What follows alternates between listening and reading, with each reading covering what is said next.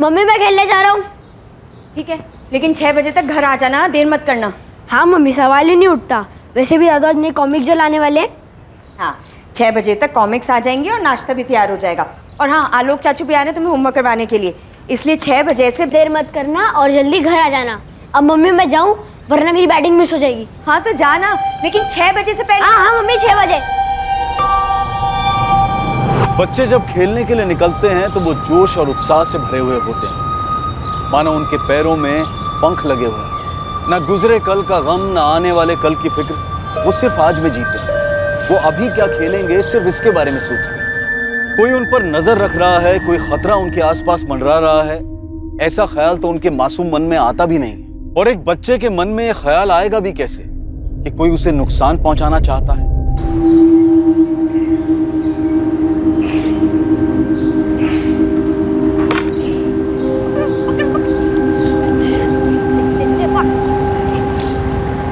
चल रवि, इस बार हम दोनों एक टीम में। नहीं यार गोलू, मुझे जाना है। अरे बाप रे, 6:15 हो गए। चल यार मैं चलता हूँ। अरे अभी शाम होने में टाइम है रवि, चल एक और एक मैच खेल लेते हैं ना। हाँ यार, हम लोग रोज तो 7 बजे तक खेलते हैं। हाँ। नहीं यार, आदमी को जाना है। मम्मी को बोल के थे 6 बजे तक आऊंगा, अभी 6:15 हो गए। चल यार मैं चलता हूँ। गोलू को मेरा बैट ले जाना। अपनी माँ से किए वादे के अनुसार रवि 6:15 बजे ही खेलना छोड़कर घर के लिए निकल गया था। खेल का मैदान रवि के घर से सिर्फ 10 मिनट की दूरी पर था, लेकिन 16 जून 2018 की उस शाम रवि घर पहुंचा ही नहीं। दादाजी आधा घंटा तो हो गए रवि को यहाँ से गए, और हमसे तो रवि ने ये कहा था कि घर जा रहा हूँ। क्यों पंकज? अब कह रहा था मम्मी ने 6 बजे तक आ जाने को कहा है। रवि अभी तक घर नहीं लौटा, कहाँ जा सकता है?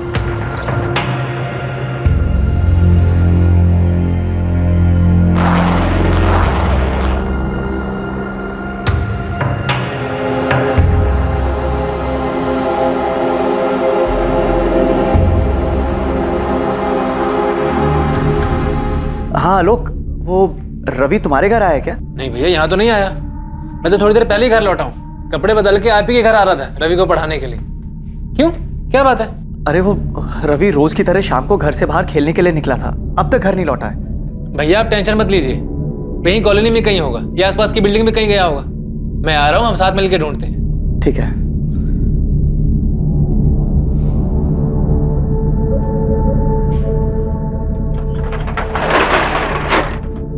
हाँ सागर भैया, हम निकल रहे हैं अभी। आसपास की सभी बिल्डिंगों में ढूंढेंगे। रवि बाबा जरूर अपनी धुनकी में किसी पड़ोस के घर में चले गए होंगे। हम ढूंढ के लेकर आते हैं आपके पास, आप परेशान मत होइए।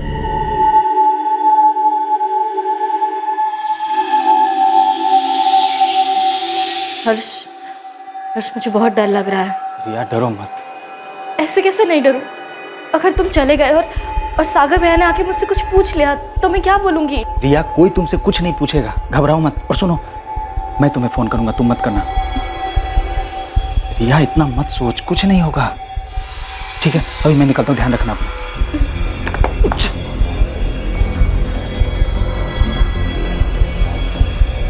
सुमन, मैं जा रहा हूँ। अरे रे सुनिए, कहाँ जा रहे हैं आप? अरे तुमने सुना तो सही, वहां नीचे 202 में रवि मिल नहीं रहा है। जाके देखना तो चाहिए। सागर और विद्या बेचारे वहां पे। उन पे तरस खाने जाएंगे ना तो उल्टा वो हम पे बरसेंगे। रहने दीजिए आप। देखो सुमन, ऐसा कुछ नहीं होगा, बात को समझो। तुम्हारे बच्चा नहीं मिल रहा है उनका, मुसीबत में हो। मुसीबत में हम आ जाएंगे, सीधा शक हम पे जाएगा, आप कहीं जाने की जरूरत नहीं। सुमन। चाचा जी, भाभी, आप दोनों टेंशन मत लीजिए, रवि को हम ढूंढ निकालेंगे। सागर भैया, चल के मैदान के आसपास की बिल्डिंग्स में देखते हैं, रवि यही कहीं होगा। चलो।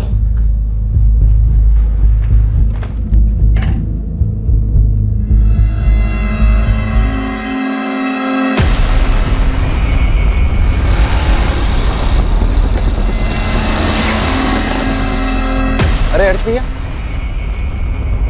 कहाँ जा रहे इतनी रात को? वो भी इतना बड़ा बैग लिए? अरे प्रशांत, वो अचानक ऑफिस से काम आ गया तो भाग जा रहा हूँ। 2-3 दिन में आ जाऊंगा। आपने रवि को देखा क्या? रवि? नहीं, क्यों, क्या हुआ? मिल नहीं रहा है शाम से। मिल जाएगा, यहीं कहीं होगा, ढूंढ लेंगे हम लोग। चलिए।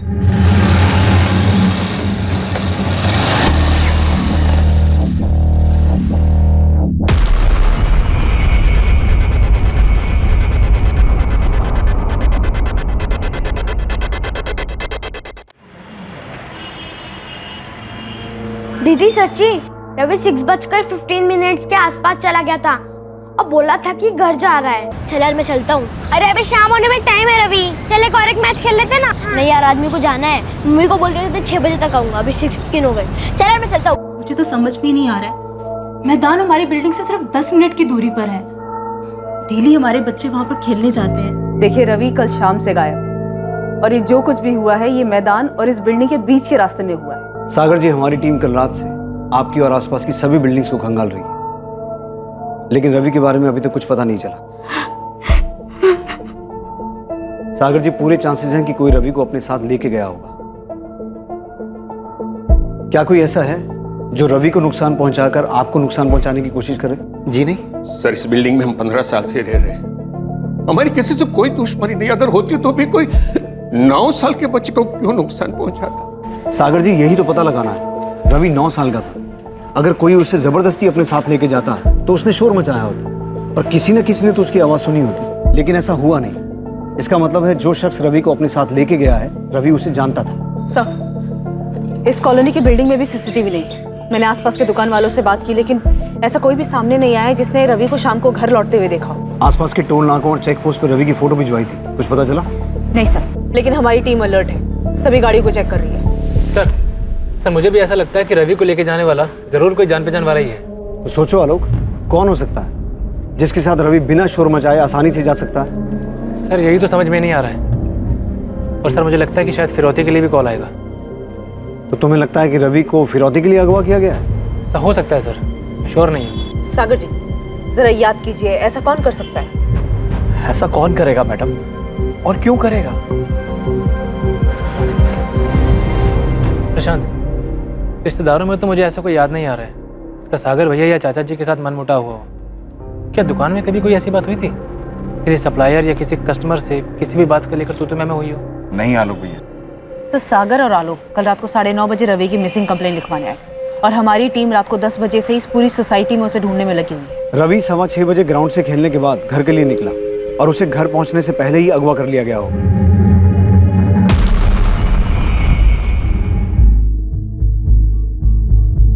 हमारी इन्वेस्टिगेशन 10 बजे शुरू हुई, यानी कि किडनैपर के पास 3.5 घंटे का टाइम था, और अभी 12 घंटे बीत गए हैं, लेकिन फिरौती का कोई कॉल नहीं आया। आपका शक सही लग रहा है, ये काम किसी जान पहचान के आदमी का है। कोई ऐसा शख्स जिस पर रवि को पूरी तरह से भरोसा था। ये किडनैपिंग किसी निजी दुश्मनी का बदला निकालने के लिए की गई है। रवि के माँ बाप से संदिग्धों के नाम निकलवाने पड़ेंगे। रवि के परिवार की कभी ना कभी किसी के साथ कोई रंजिश जरूर रही होगी। 9 साल के बच्चे का इस तरह से गायब हो जाना, ये जरूर किसी गहरी नफरत का ही नतीजा हो सकता है। क्या ये नफरत रवि के माँ बाप से थी, या फिर खुद 9 साल के मासूम रवि से? क्या वजह थी इस नफरत की जिसकी कीमत रवि को चुकानी पड़ रही थी? सवालों का सिलसिला तो अभी शुरू ही हुआ था। सागर, 2 दिन हो चुके हैं, तुम्हारा और तुम्हारी पत्नी का फोन टैप हो रहा है, फिरौती का कोई कॉल नहीं आया अभी तक। देखो, मैं अपने तजुर्बे से बोल रहा हूँ, ये किडनैपिंग का केस नहीं है, बात कुछ और है। हम नहीं जानते सर, सच में नहीं जानते हम।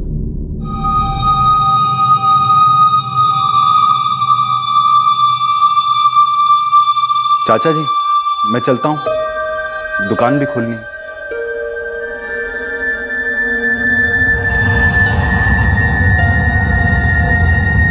सर, उस मालती विहार कॉलोनी के आसपास के सारे ऑटो रिक्शा छान मारे, सभी दुकानों में भी देखा, पर कहीं कोई लीड नहीं मिल रहा। सर, कहीं ऐसा तो नहीं कि बच्चा सोसाइटी में गया हो और वहीं अंदर कहीं कुछ हुआ हो? होने का तो कुछ भी हो सकता है उस्मान, इसलिए अंदर बाहर सब जगह ढूंढ रहे हैं। कॉलोनी में 2 बिल्डिंग्स हैं, 70 से ज्यादा फ्लैट हैं, इसलिए टाइम रहते हर एक घर को छानना बहुत मुश्किल है। तो एक काम कर, किसी भी तरह से ये पता लगा कि कॉलोनी में किन लोगों की सागर, विद्या या रवि के दादा किशन त्यागी के साथ कोई अनबन थी। बात पुरानी हो या नहीं, खोद के निकाल। कॉलोनी में सीसीटीवी नहीं है तो क्या हुआ, आंख कान तो बहुत है, किसी ने कुछ तो देखा सुना होगा। जी सर। अच्छा सुनिए, मैं विद्या से मिलने जा रही हूँ, काफी दिन हो गए, अगर खबर नहीं पूछी तो भी शक होगा। ऐसा कुछ नहीं होगा, ज्यादा सोच रही हो तुम। विद्या के इस हाल में उसे तुम्हारे सहारे की जरूरत है। आप मुझे मत सिखाइए मुझे क्या करना है, और विद्या पे आपको इतना तरस खाने की जरूरत नहीं है। किस बात की दुश्मनी मैडम? सागर जी तो काफी सीधे साधे व्यापारी हैं। किसी कस्टमर से तो क्या, पिछले 5 साल की नौकरी में उन्होंने मुझसे ऊंची आवाज में बात नहीं करी। अगर सबसे प्यार ही था तो रवि गायब कैसे हो गया? अच्छा ये बताओ, सागर के कोई भाई बहन? या उनकी पत्नी विद्या के कोई भाई बहन जिनके साथ जमीन को लेकर कोई लफड़ा या अनबन, ऐसा कुछ सुना है तुमने? रवि बाबा की तरह सागर जी भी अपने पिता की इकलौती औलाद है। विद्या भाभी का पता नहीं मेरे को, पर ऐसा सुना नहीं मैंने कुछ। अच्छा, ये दुकान के अलावा भी कोई बिजनेस है सागर का? बिजनेस नहीं मैडम, किराए पे घर दे रखे हैं। एक अपना घर है, उसके अलावा एक फ्लैट है और 2 घर और हैं। तीनों यहीं पर ही हैं मालती विहार में। उनमें से 2 किराए पे चढ़ा रखे हैं उन्होंने। कौन कौन है किराएदार? एक तो यहीं रहते हैं 4थे माले पर, अभी अभी शादी हुई है उनकी, रिया यादव और हर्ष यादव। और दूसरे किराएदार? ममता पांडे, वो विधवा हैं, 2 साल से अपने बेटे पंकज के साथ रहती है। ये पंकज पांडे वही है ना जो उस दिन शाम को रवि के साथ खेल रहा था? हाँ मैडम। और वो तीसरा घर, वो खाली हो किराए पे नहीं चढ़ा है? वो किराए पे नहीं है, वहाँ तो आलोक भैया रहते हैं। आलोक भैया सागर जी के दूर के रिश्तेदार हैं, चचेरे भाई हैं। वो उनसे किराया नहीं लेते। वो रवि को ट्यूशन भी पढ़ाते हैं और वो काफी परेशान भी है रवि को लेकर। सर एक्चुअली आपको एक घर की तलाशी जरूर लेनी चाहिए। पता नहीं मेरे ध्यान से कैसे निकल गया। किसका घर? अरे मैडम, क्या कर रही हैं आप बिल्कुल सही नहीं कर रही हैं। सुमन शांत हो जाओ, ये लोग अपना काम कर रहे हैं। हाँ, देख रही हूँ इनका काम। पूरी सोसाइटी के सामने हमें जलील कर रहे हैं ये लोग। कुछ नहीं मिला। नहीं मिला ना रवि, ना उसके कपड़े मिले। मतलब गलत थी ना आपकी खबर। अब बताइए किसने दिया था हमारा नाम? सुमन जी, नंदन जी आप लोग को तकलीफ हुई उसके लिए हम सॉरी। नहीं, मैं जानती हूँ आपको मुझ पे शक क्यों हुआ है, क्योंकि मेरी औलाद नहीं है ना, मेरे बच्चे नहीं हो सकते, इसलिए आपको लगा कि ऐसा कुछ नहीं है। ऐसा ही है। जिस औरत के बच्चे नहीं होते वो दूसरों के बच्चे चुरा लेती है, ऐसा ही लगता है ना? सुमन जी, हमारे पास ठोस वजह थी। आपका और विद्या का झगड़ा हुआ था और आपने विद्या को धमकी भी दी। विद्या, तुझे कितनी बार बोला है कि सुबह के टाइम पे मोटर मत इस्तेमाल किया कर। सारा काम मेरे घर पे धरा का धरा रह जाता है, पानी नहीं भर पाया घर में। दीदी मैं कितनी बार कहूँ कि मैंने मोटर चालू नहीं की है। आज पानी जल्दी चला गया तो इसमें मैं क्या कर सकती हूँ? देख विद्या, झूठ मत बोल वरना देख लेना मैं क्या करूंगी। अरे सुमन छोड़ ना, क्यों जब देखो सबसे झगड़ा करती रहती है। अरे वाह विद्या, तूने तो सुधा को भी अपनी साइड में कर लिया।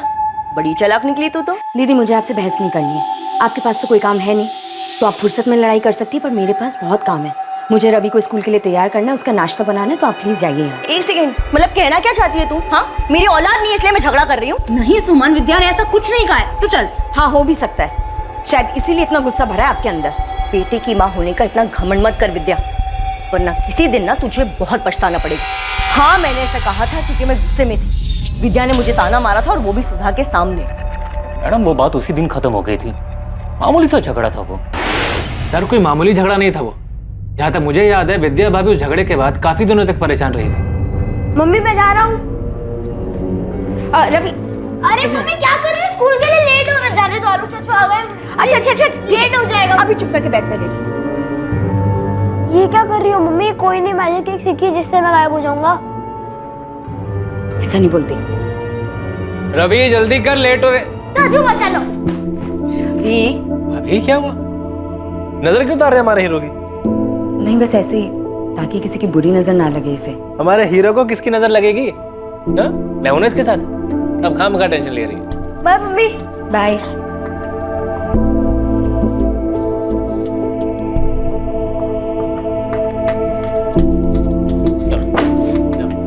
मम्मी मैं खेलने जा रहा हूँ। रवि धीरे, और 1 घंटे में वापस आ जाना। नहीं मम्मी 2 घंटे प्लीज। कोई मोल भाव नहीं, 1 घंटा मतलब 1 घंटा, समझे? जल्दी वापस आना। क्या बात है भाभी? 1-2 दिन से देख रहा हूँ आप रवि को लेकर कुछ ज्यादा ही परेशान है। वो क्या है ना, कुछ लोगों की बातें बहुत डरा देती हैं लोग। उस दिन सुमन दीदी ने कुछ ऐसी बात बोली जो दिमाग में घर कर गई। ऐसा लगा मानो उन्होंने कोई श्राप दिया हो मुझे। अब कहिए, क्या झूठ है? गुस्से में मैंने क्या कहा ये सबको याद है, लेकिन ये किसी को याद नहीं है कि उस दिन के बाद कितनी बार मैंने रवि को अपने घर पे बुला के सामने से मिठाई खिलाई, चॉकलेट खिलाई। 1 मिनट, आप रवि को खुद बुलाकर चॉकलेट और मिठाई देती थी, तो क्या 16 जून को भी आपने यही किया था? रवि को बुलाकर चॉकलेट दी थी जब वो घर लौट रहा था? देखिए सुमन जी, छुपाने का कोई फायदा नहीं, तो बेहतर यही होगा जो कुछ भी किया है या जानते हैं बता दीजिए। मैडम हमने कुछ नहीं किया है। हाँ, जब से रवि गायब है हमें यह डर जरूर था कि किसी दिन उस झगड़े की बात फिर उछलेगी और सब हम पर ही शक करेंगे, और वही हुआ। लेकिन हमने कुछ नहीं किया है। चलो मैडम, देखिए विद्या ने आपको हमारे बारे में तो सब कुछ बता दिया, लेकिन हमें पूरा यकीन है कि उसने आपको अपने राज के बारे में तो नहीं बताया होगा। कैसा राज? ममता पांडे। ममता के बारे में उसने आपको नहीं बताया होगा ना? मुझे पूरा यकीन था उसने नहीं बताया होगा। कौन ममता? वो सागर की किराएदार? उसी से पूछ लीजिए ना, क्यों विद्या का पति सागर एक अकेली औरत के घर के बार बार चक्कर काटता है। मेरे बारे में तो उसने सब कुछ बता दिया, लेकिन उसके बारे में उसने अपनी जुबान से कुछ नहीं निकाला। क्यों? सर, हो सकता है सुमन ने हमें ममता वाली बात हमें गुमराह करने के लिए बताई हो। मुमकिन है, लेकिन एक 9 साल का बच्चा इतने दिनों से गायब है तो किसी भी बात को लाइटली नहीं ले सकते हैं। किरण, तुम ममता के घर की तलाशी लो, मैं इधर सागर से बात करता हूँ। मम्मी, सुमन आंटी के घर में पुलिस क्यों आई थी? क्या सुमन आंटी ने रवि को अपने घर में छुपाया है? तू कुछ भी बोल देता है। चल अपना होमवर्क कर। सुमन आंटी ने छुपाया।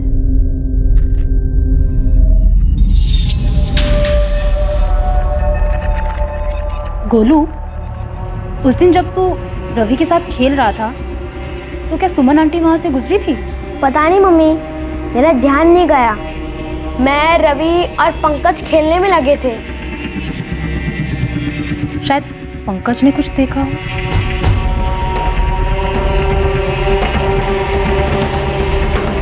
सागर, तुम्हारे और ममता के बीच क्या है?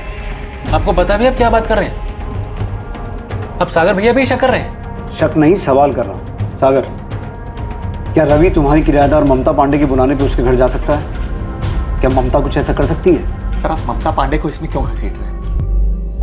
ममता क्यों रवि को गायब करेगी? हाँ, ये सच है कि मैं ममता से मिलने अक्सर उसके घर जाता हूँ, लेकिन जैसा आप सोच रहे हैं वैसा नहीं है। तो फिर कैसा है? सर, 3 साल पहले ममता पांडे के पति की डेथ हो गई थी। तब से वो बेचारी अकेले अपने बेटे पंकज की परवरिश कर रही है। मैं कभी कभी पैसों से थोड़ी बहुत उसकी मदद कर देता हूँ, उसके बेटे के साथ खेल लेता हूँ इंसानियत के नाते, बस। तुम्हारी पत्नी विद्या को तुम्हारी इस इंसानियत के बारे में पता है? जी हाँ, विद्या जानती है कि ममता हमारी किराएदार है। सागर, मेरा सवाल ध्यान से सुनो। तुम जो ममता पांडे से बार बार मिलते हो, उसे पैसे देते हो, इस बारे में तुम्हारी पत्नी विद्या को पता है?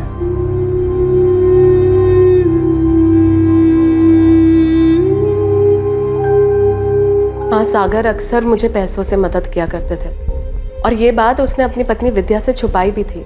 क्यों छुपाई? मैंने भी यही पूछा था सागर से और उसे मना भी किया था कि वो ऐसा ना करे, क्योंकि हम कोई गलत काम तो कर नहीं रहे थे। लेकिन उसका कहना था कि अगर ये बात वो विद्या को बताएगा भी तो वो नहीं समझेगी। पर फिर एक दिन विद्या को सब कुछ पता चल गया। आखिरी बार पूछ रही सागर, जब घर से गए थे तब तुम्हारे पर्स में 5,000 रुपए थे और अब सिर्फ 1,000 रुपए बचे। 4,000 कहाँ गए? तो मैं बताया तो था कि एक दुकान के सामान की पेमेंट करनी थी, इसलिए। झूठ मत बोलो सागर, तुम ये पैसे ममता को दे रहे हो ना?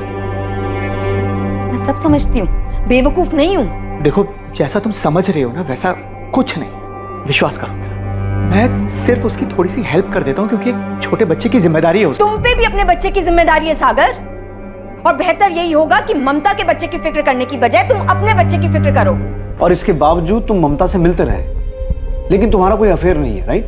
जी नहीं, हम दोनों को अपनी जिम्मेदारी का एहसास है, लेकिन आपको नहीं है। तभी तो हमारे बेटे रवि को ढूंढने की बजाय ऐसी मनगढ़ंत बातों को पकड़ के बैठ गए आप। अब ये बातें विद्या से मत पूछेगा, वैसे उसकी हालत बुरी है। उससे भी बुरी हालत में तुम्हारा बेटा रवि हो सकता है सागर, लेकिन तुम फिर भी हमसे सच्चाई छुपा रहे हो। मैं आपसे कोई सच्चाई नहीं छुपा रहा हूं। ठीक है, ये बताओ कि ममता का बेटा पंकज और रवि दोस्त है ना? तो रवि कभी कभी जाता था ममता के घर? हाँ, पंकज के साथ 1-2 बार रवि घर आया था खेलने के लिए। क्या 16 जून को भी रवि आया था? मैं आपसे कह रहा हूं, ममता रवि के साथ कुछ गलत नहीं कर सकती। वो खुद एक माँ है, रवि की उम्र का तो खुद का बच्चा है उसका। और रवि ही एक अड़चन था तुम दोनों के रिश्ते में। ममता शायद जानती थी कि तुम विद्या को तो छोड़ सकते हो लेकिन रवि को नहीं, इसलिए शायद ममता ने। सर, आप रवि को ढूंढिए, और अगर ममता को गिरफ्तार करने से रवि मिल जाता है तो ऐसा ही कीजिए। इस वक्त मुझे मेरा बेटा रवि चाहिए, बस।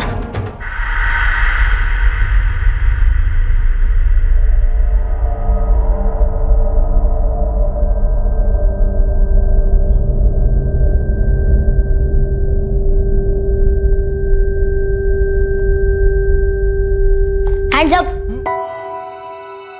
मम्मी ने आपको कहा था ना कि ये लड्डू नानी के घर ले जाने के लिए बनाया है, तो फिर क्यों खाए? अभी उन्हें बताता हूँ। मम्मी चुप कर, मम्मी के मैसेंजर। मम्मी को कुछ नहीं बताएगा तू, ओके? ठीक है, पर उसकी फीस लगेगी। क्या चाहिए तुझे? एक पेस्ट्री, 2 चॉकलेट, और फिर आपका राज राज रहेगा। अच्छा बेटे, तेरे को पता है ना रिश्वत मांगना बुरी बात होती है। और पापा आप भी जानते हो ना कि आप मम्मी से जो ये सब छुपा रहे हो वो सब भी बुरी बात है।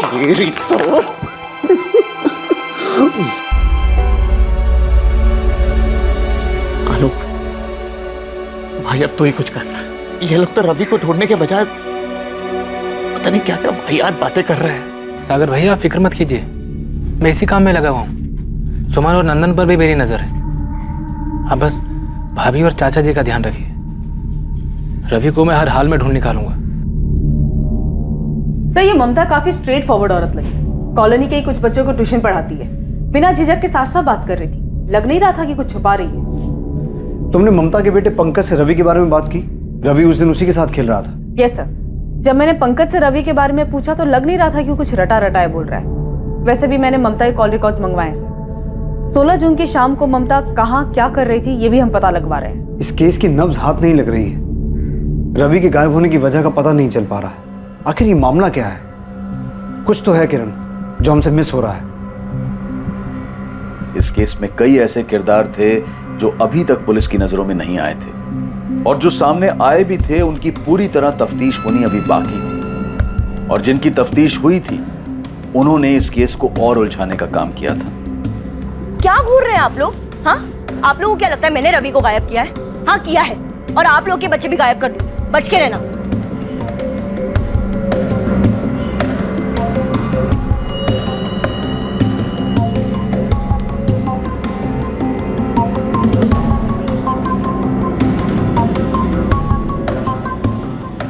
रवि के गायब होने से पूरे इलाके में डर का माहौल था, लेकिन सबसे बड़ी मुश्किल की घड़ी रवि के परिवार वालों के लिए थी।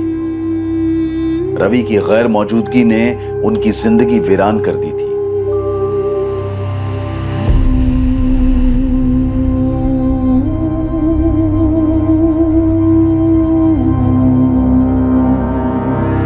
विद्या,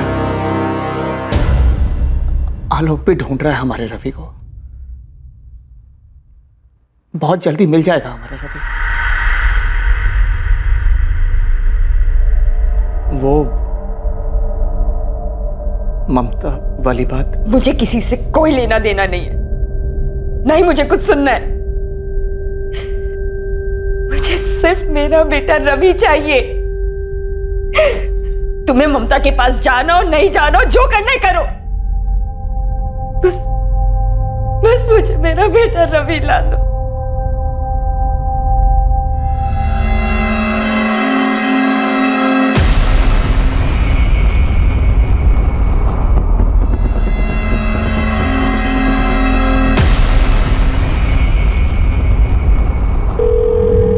हाँ रिया, मैं बोल रहा हूँ। सब ठीक है वहाँ? हाँ फिलहाल सब ठीक है। किसी ने मेरे बारे में पूछा? नहीं, अब तक तो नहीं। अच्छा है, सबका ध्यान रवि को ढूंढने में, हम पे नहीं। लेकिन पुलिस हर घर में पूछताछ कर रही है। करने दो, हमारे घर आएगी तो कुछ नहीं मिलेगा उन्हें। बस तुम सोच समझ के जवाब देना। हर्ष, मुझे अब कितने दिन यहाँ रहना होगा? बस कुछ दिनों की बात है रिया, मैंने सारी तैयारी कर ली है। सब कुछ प्लान के हिसाब से चल रहा है। ठीक है।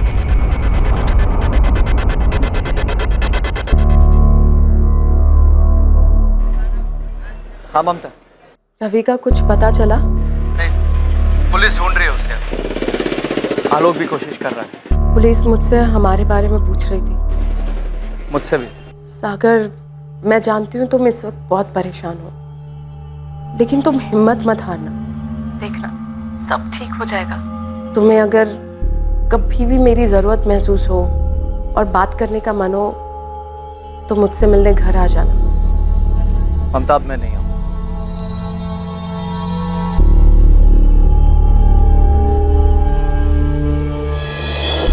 मैम, अगर सुमन और नंदन के 1 महीने के कॉल रिकॉर्ड्स में कुछ नहीं निकला है तो आप उनके 3 महीने के कॉल रिकॉर्ड्स निकलवाइए। और क्या आपने उनकी लोकेशन डिटेल्स चेक की? करेंगे, सब करेंगे, और कॉल रिकॉर्ड्स भी निकलवाएंगे। नंदन, सुमन, ममता और तुम्हारे भी। मैं समझता हूँ मैम कि आपको मेरे इस केस में इंटरफेयर करना बिल्कुल पसंद नहीं, और आप ही बताइए मैं कैसे ना करूँ इंटरफेयर। रवि जब से पैदा हुआ है मैंने उसे अपनी गोद में खिलाया मैम। बाकी मेरा आपको परेशान करने का कोई इरादा नहीं।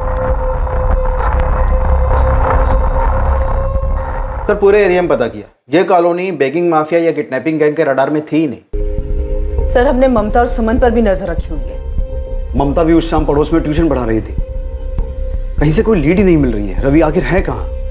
ना कॉलोनी के अंदर कहीं मिल रहा है, ना बाहर किसी मूवमेंट का पता चल रहा है, ना ही अभी तक फिरौती का कॉल आया है। किरण, मुझे बच्चे को लेकर बहुत डर लग रहा है। बहुत टाइम हो गया है। यहाँ तो ऑलरेडी रवि के साथ कुछ हो गया है, या फिर कोई अभी भी सही मौके का इंतजार कर रहा है। विद्या, सामान दे दे, मेरे रवि को वापस कर दीजिए। मैं जानती हूँ कि मुझसे बहुत बड़ी गलती हुई है। आपको जितना भी गुस्सा है ना, आप मुझसे निकाल दीजिए। जो भी सजा देनी है ना, मुझे दे दीजिए। वो मेरे बेटे रवि को वापस कर दीजिए। अगर आप चाहती हैं ना, तो मैं आपके पैर पड़ने को भी नहीं आ रही। विद्या क्या कर रही हो? उठो, उठो, संभालो अपने आप को। विद्या उठो, प्लीज उठो। मैं सच कह रही हूँ, मुझे नहीं पता रवि कहाँ है। मेरे बेटे को लौटा दीजिए दीदी, मुझे माफ कर दीजिए। मेरे बेटे को लौटा दीजिए। चलो रवि को विद्या बेटा, चलो यहाँ से चलो।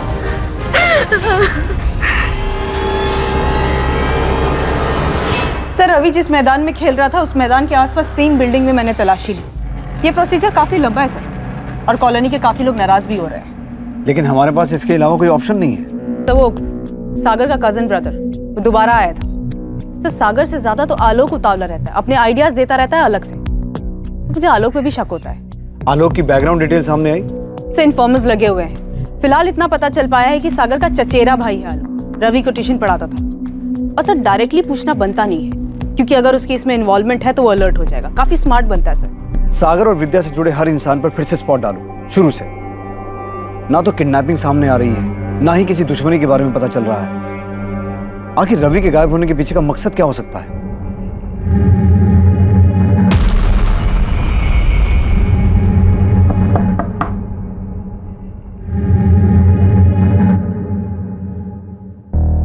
भाभी, आपसे कुछ जरूरी बात करनी है।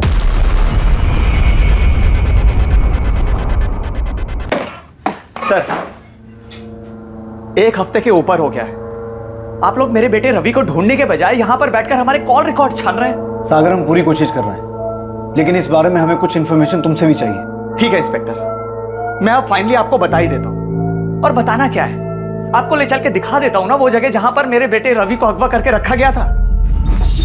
जहां रवि को अगवा करके रखा गया था? चौंक गए ना आप लोग? मैं अच्छी तरह समझ चुका हूं कि आप लोग दरअसल मेरे बेटे रवि को ढूंढने में खास मेहनत करना ही नहीं चाहते। अरे आप लोगों से ज्यादा तो मेरा चचेरा भाई आलोक उसके बारे में खबर छुटा रहा है। आलोक? हाँ आलोक, वो ही ले गया था मुझे उस जगह पर जहां पर मेरे बेटे रवि को अगवा करके रखा गया था।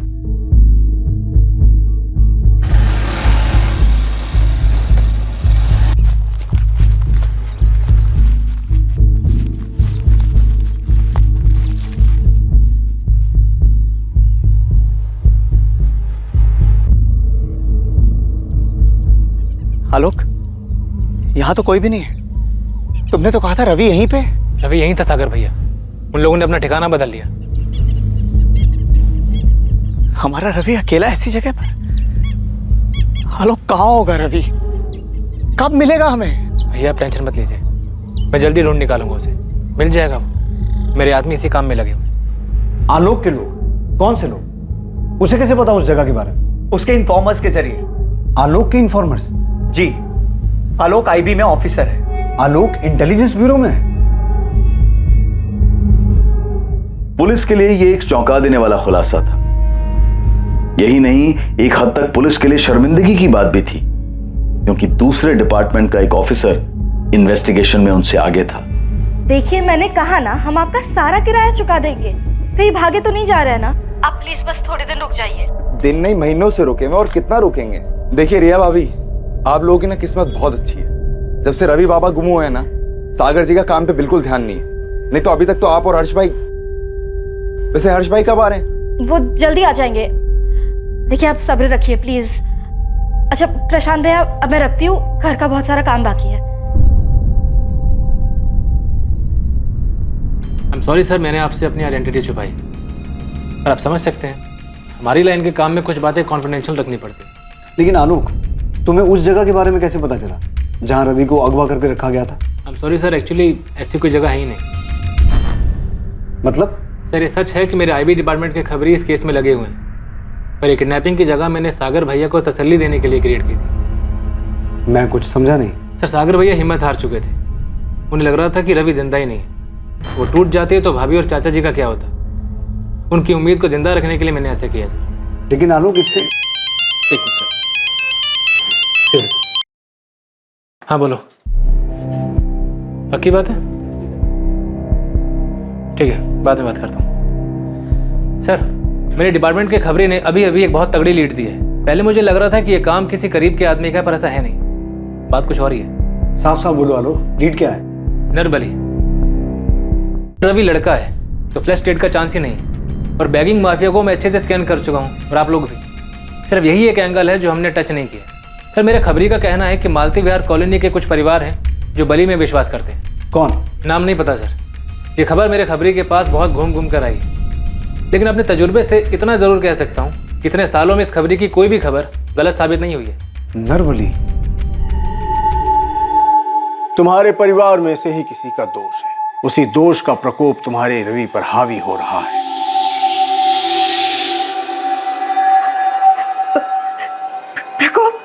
प्रकोप बाबा, मतलब बाबा मेरा बेटा ठीक तो है ना बाबा? तुम्हारे घर के आसपास ही है रवि। आसपास मतलब कहाँ बाबा? प्रतीक्षा करनी होगी। दोष का प्रकोप रवि पर बहुत भारी है। कोई ऐसा तरीका नहीं है जिससे रवि जल्दी आ जाए? कोई विधि वगैरह हो?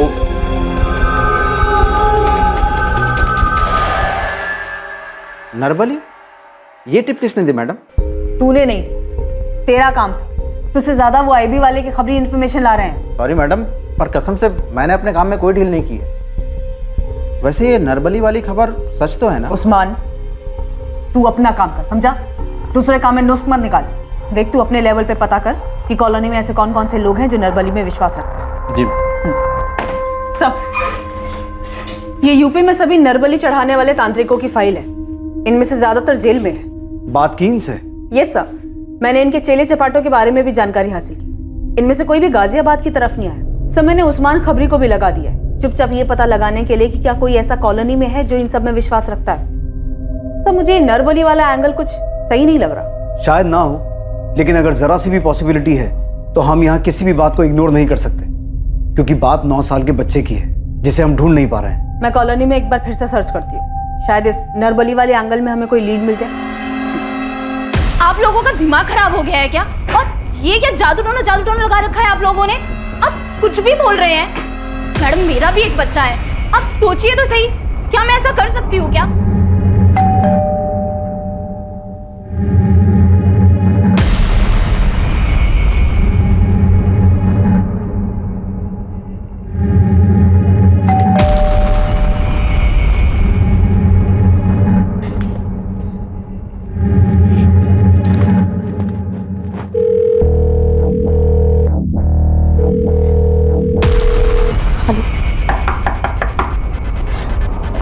जी क्या हुआ?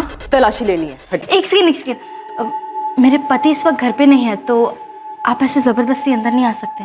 भैया तुम टेंशन मत लो, अगर तुमने कुछ नहीं किया तो तुम्हें कुछ नहीं होगा। ये इनका रूटीन प्रोसीजर है, इन्हें इनका काम करने दो। जय हिंद। हटिए।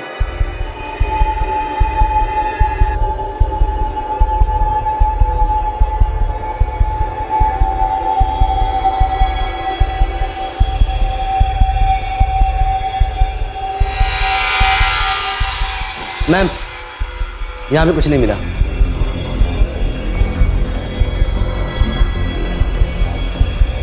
चलो।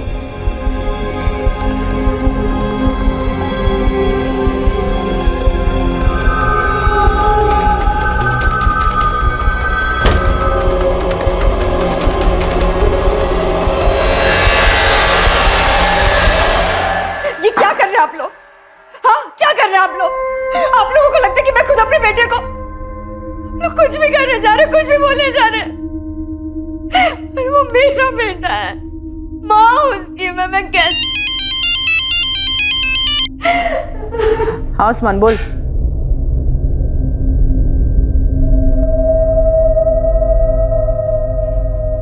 आप खुद बाबा के पास गई थी या कोई लेके गया था? हाँ सर, सच है ये। मैं ले गया था विद्या भाभी को बाबा जी के पास, क्योंकि परेशान थी हूँ बहुत ज्यादा। काला जादू और बलि चढ़ाकर तेरे बाबा परेशानी दूर करते हैं? ये क्या कह रहे हैं आप? मैं बाबा जी में विश्वास रखता हूँ, लेकिन ये काला जादू और बलि वली से मेरा कोई लेन देन नहीं है। मैं तो इसलिए ले गया था विद्या भाभी को, ताकि उनको मन की शांति मिले। लेकिन अगर तू अपनी शांति चाहता है तो सच बोल, वरना ये डंडा बोलेगा। हर्ष, पुलिस ने प्रशांत भैया को पकड़ लिया है। भैया वो सब छोड़ो, तो आज के आज निकलो वहां से, और जो भी पहली ट्रेन मिले पकड़ के कानपुर आ जाओ। ठीक है। सर ये किस गुनाह की सजा दे रहे हैं सर आप? मैं सच में सागर भैया और भाभी का भला चाहता हूं मैं, ताकि उनको तसल्ली मिले। लेकिन तेरे जवाब से हमें तसल्ली नहीं मिली। सर ये क्या कह रहे हैं सर आप? मैं सच में उस दिन रवि को ढूंढ रहा था, पैंतरा नहीं है ये कोई। सर मुझे कुछ याद आ रहा है सर। अरे हर्ष भैया, कहाँ जा रहे इतनी रात को, वो भी इतना बड़ा बैग लिए? अचानक ऑफिस से एक काम आ गया तो बाहर जा रहा हूँ।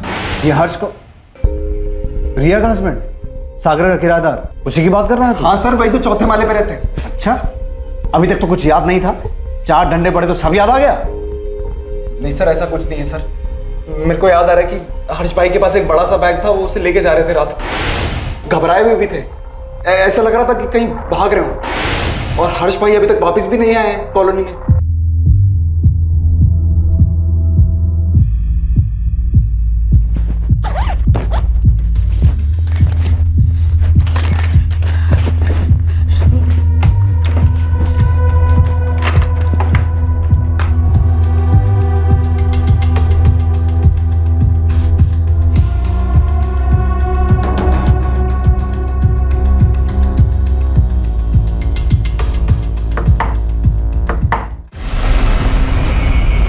अच्छे से देखो। सर ये आप लोग क्या कर रहे हैं? सर मैंने कुछ नहीं किया है। कुछ नहीं किया? गलती हो गई, मैं सागर भैया को धोखा नहीं देना चाहता।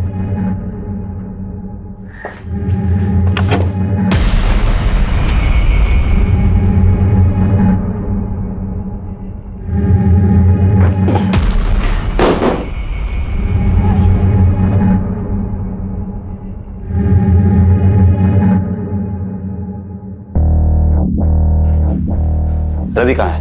रवि मुझे नहीं पता सर। सच बोलेगा या हड्डियों को और आजमाना चाहता है? कसम से कह रहा हूँ सर, मैंने रवि को अगवा नहीं किया है। वो तो मैं किराया नहीं दे पा रहा था, इसलिए चुपचाप घर खाली करके भागने का प्लान बनाया। तो ऐसे नहीं बोलेगा तू, तोड़ो इसे। सर मैं सही कर रहा हूँ सर। देखिए, मैं मानती हूँ हमसे गलती हुई है।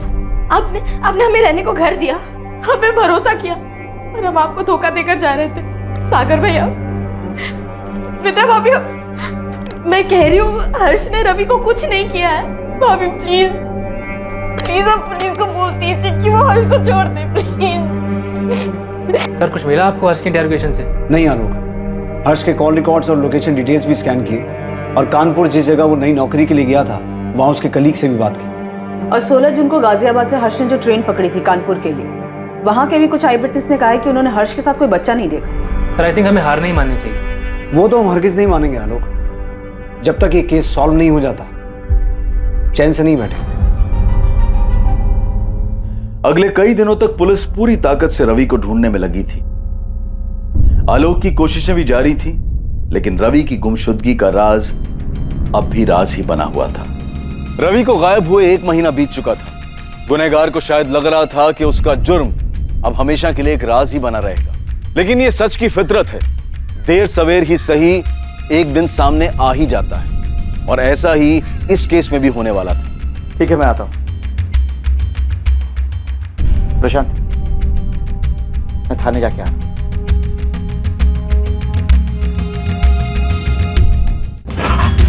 सर आओ आलोक। सर आपने इतना अर्जेंटली बुलवाया, कुछ पता चला क्या रवि के बारे में? हाँ, कुछ क्लूज मिले हैं तुम्हारे उस नरबली के एंगल से जुड़े हुए, इसीलिए हमें तुम्हारे उस आईबी के इन्फॉर्मर से बात करनी है। सर एक्चुअली खबरी आईबी डिपार्टमेंट से कनेक्टेड है, तो उनके बारे में आपको जानकारी नहीं दे पाऊंगा। मैं जानता हूँ, इसलिए तुम्हें टेंशन लेने की ज़रूरत नहीं है। मेरी तुम्हारे आईबी डिपार्टमेंट के हेड से बात हो गई है। इनफैक्ट वो यहीं आए हुए हैं। आइए सर।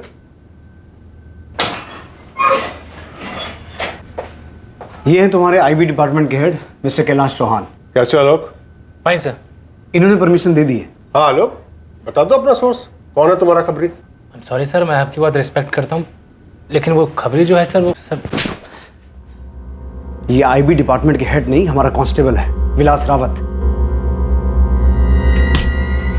तेरा खेल खत्म हो गया आलोक, तू कोई आईबी ऑफिसर नहीं है। यही सोच रहा है ना कि तेरी असलियत हमें कैसे पता चली? तेरे ही बड़बोलेपन ने तुझे फंसा दिया। बोल उस्मान, क्या खबर सुनानी है?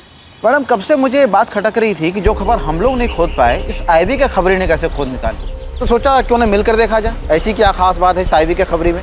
तो मैंने अपने पंटर सुलेमान को बोला, वो भी आईबी के कुछ अफसरों के लिए काम करता है, तो उसने मिलवाया मुझे। कहाँ है मिलवा? ये देखिए मेरे बाजू में, आपके उस आईबी के आलोक का खबरी। क्या बक रहा उस्मान?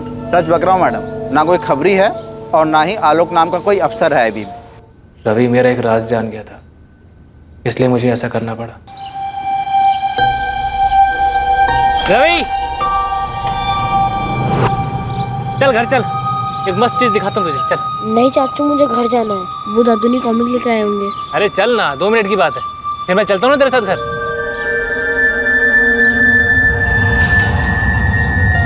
चले? कौन सा रावत? क्या जान गया था?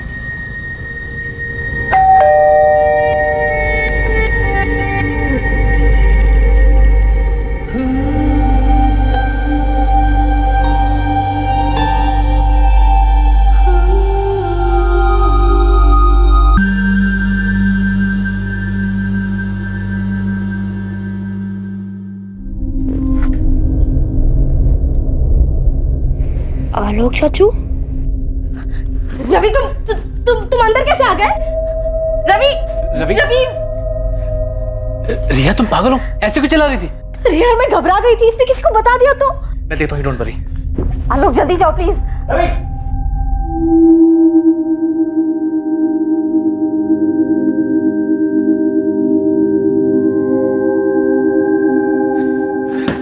मिला रवि, मिला? तुमने समझा दिया उसे? नहीं मिला, पता नहीं कहाँ चला गया। नहीं मिला मतलब? अरे तुम्हें समझ आ रहा है आलोक, यहाँ क्या हुआ है? रवि ने देख लिया हमें। तुमने दरवाजा कैसे खुला छोड़ दिया? अंदर कैसे आ गया वो? सबको बता देगा, देख रहा है। रिया कुछ नहीं होगा, कुछ नहीं होगा, मैं समझा दूंगा उसे, टेंशन मत। आलोक निकलो तुम, अब हम मिल नहीं सकते, तुम निकलो यहाँ से, हमें खत्म करना होगा। ये क्या बोले जा रही तुम? आलोक निकलो यहाँ से, बस हो गया। सर मुझे लगा रिया घबरा गई है, इसलिए ऐसा बोल रही है। उस वक्त मैं वहां से चला गया और जब रवि मुझे मिला, मैंने उसे सब समझा दी। वो बोला कि मेरा राज राज रखेगा। उसके बाद जब भी मैं उसे पढ़ाने जाता या उसको कहीं भी देखता था, उसकी चुप्पी मुझे डराती थी। और रिया तो मुझसे भी ज्यादा डरी हुई थी, मुझे मिलने तक को मना कर दिया था उसने। आलोक देखो, मैंने कह दिया ना, मैं नहीं मिलूंगी, मतलब मैं नहीं मिलूंगी। देखो जो हो गया सो हो गया, पर मैं और रिस्क नहीं ले सकती। देखो आलोक, मेरा पति हर्ष ना बहुत बोला है, मुझे कभी किसी चीज के लिए नहीं टोकता, लेकिन अगर ये चीज उसे पता चल गई ना, वो बर्दाश्त नहीं कर पाएगा। या तो वो मुझे मार देगा या छोड़ देगा। नहीं रिया, ऐसा कुछ भी नहीं होगा, तुम बेकार में डर रही हो। अगर रवि ने तुम्हारे भैया को ये बात बता दी तो क्या होगा? नहीं बताएगा वो, मैंने समझा दिया उसे। आलोक, रवि अभी बच्चा है और तुम श्योर हो कि वो कभी भी किसी को कुछ भी नहीं बताएगा? कभी नहीं।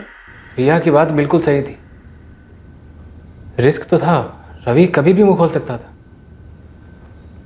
तो मैंने सोचा इसका परमानेंट सॉल्यूशन निकालना पड़ेगा।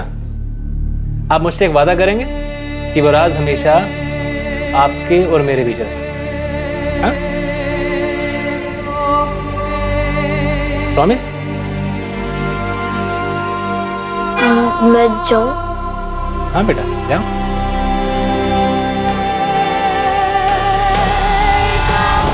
रिया भी शामिल थी इसमें?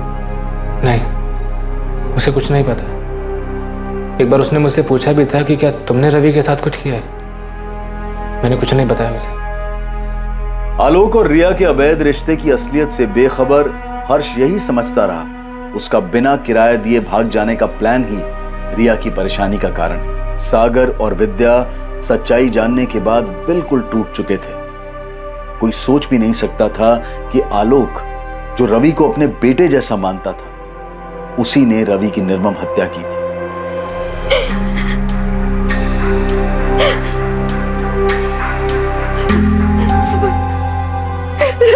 मेरा रवि, मेरा रवि।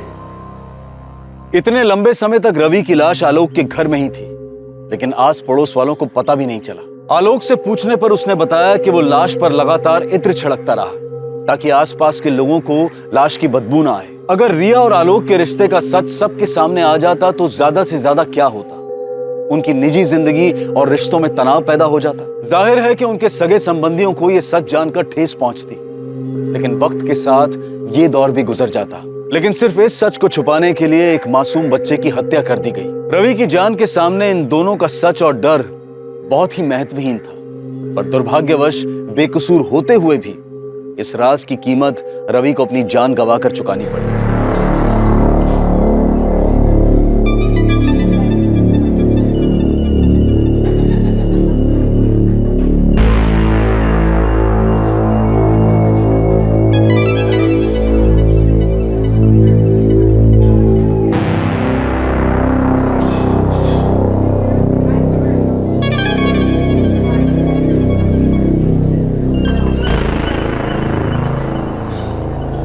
जी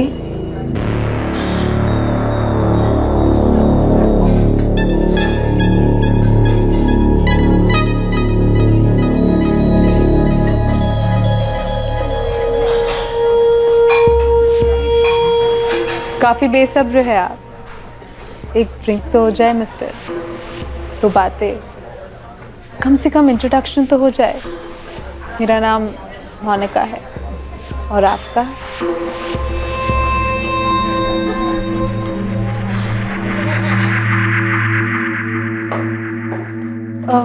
मैं मिस्टर राहुल मल्होत्रा की गेस्ट हूँ, रूम नंबर 203। वो मुझे एक्सपेक्ट कर रहे हैं। आपका नाम मैडम? मोनिका। मोनिका क्या? सिर्फ Monika. 1 second, I'll just call him. Mister Rahul Malhotra आपके लिए गेस्ट हैं। Miss Monika. Yes sir. Room number 203, second floor.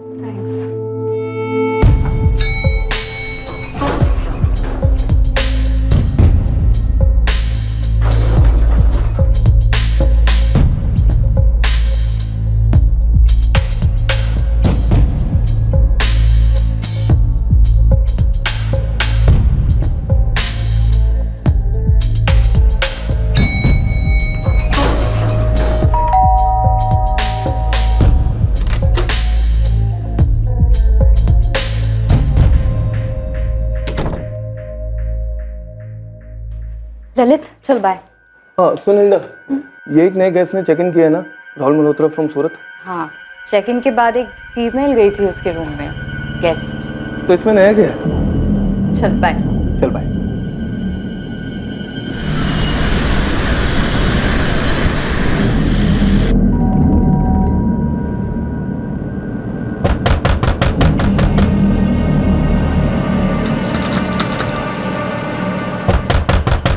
क्या हुआ सर? कोई दिख नहीं रहा बंटी, तब से दरवाजा नॉक कर रहा हूँ, कोई दरवाजा नहीं खोल रहा। सर मैं सुबह सफाई के लिए आई थी, बहुत बार बेल बजाई लेकिन किसी ने दरवाजा खोला नहीं। मुझे लगा सो रहे होंगे। लेकिन माला 10 बजे का चेकआउट टाइम था इनका, अब तो 11 बजने को आए हैं। दरवाजा खुल जाना चाहिए था अब तक तो। लगता है कुछ गड़बड़ है, दरवाजा खोल के देखना होगा।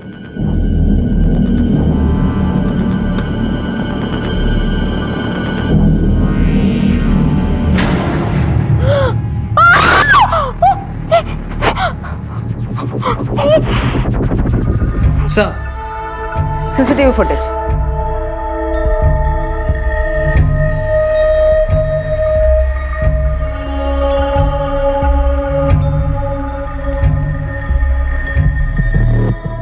झिझक रही है, लेफ्ट राइट देख रही है। यस सर, शायद इस होटल में पहली बार आई हो। मैम, मैंने पहले कभी होटल में इस मोनिका को नहीं देखा था। पक्का? 100% तो नहीं कह सकती, अक्सर ऐसे गेस्ट हैवी मेकअप और विग्स पहनते हैं। तो इसका मतलब हिल्डा तुम्हारे होटल में इस तरह की फीमेल गेस्ट आती रहती है? एक्चुअली मैम वो हिल्डा तुम जानती हो ना ये इलीगल है। मैम मैं तो सिर्फ एक एम्प्लॉय हूँ, मैंने कुछ नहीं। तुम्हें कुछ करना भी नहीं, तुम सिर्फ उन सभी लड़कियों की डिटेल्स दो जो तुम्हारे होटल में रेगुलरली आती जाती रहती है। जी।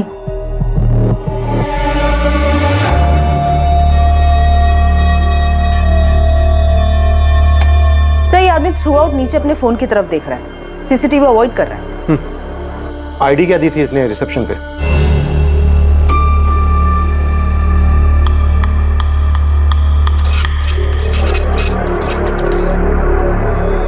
Thank you sir. ये साइन कर दीजिए sir. Room number 203 second floor, lift से राइट, सेकंड रूम है sir. Thank you. Booklet driving licence है सर, राहुल मल्होत्रा नाम है लाइसेंस पर, सूरत का एड्रेस है। सर मैंने इस लाइसेंस को वेरीफाई करने के लिए सूरत आरटीओ ऑफिस भेज दिया। होटल से कोई नंबर मिला? सर होटल फॉर्म पे जो नंबर दिया गया है वो नंबर फर्जी है, ऐसा कोई नंबर है ही नहीं। अगर नंबर फर्जी है तो फिर हो सकता है ड्राइविंग लाइसेंस भी फर्जी हो।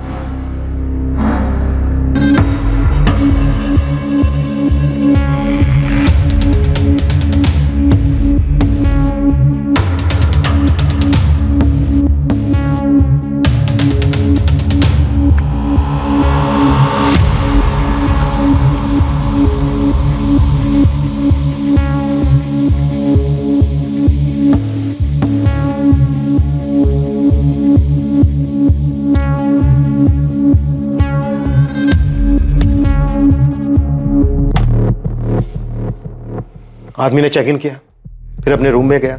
उसके थोड़ी देर बाद वो होटल बार में गया, वहां वो औरत उसे मिली। उसके थोड़ी देर बाद वो वापस अपने रूम में आया और उसके 10 मिनट बाद वो औरत उसके रूम में गई। हाँ सर, और उसके बाद अगले दिन?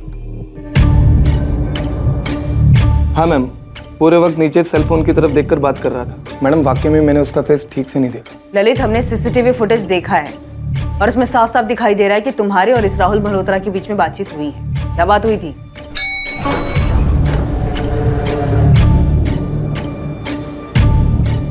Good morning sir. Good morning.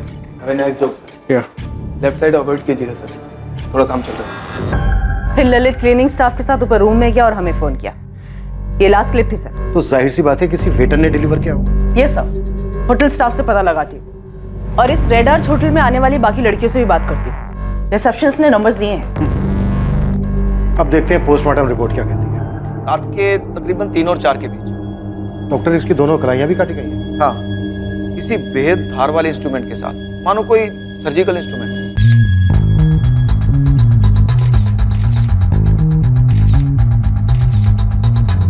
Doctor, क्या कातिल का मेडिकल बैकग्राउंड हो सकता है? पॉसिबल है, पर यह हत्यारा निहायत ही विकृत इंसान है। हत्या के बाद लाश के साथ अननेचुरल सेक्स और कॉन्डम यूज किया गया।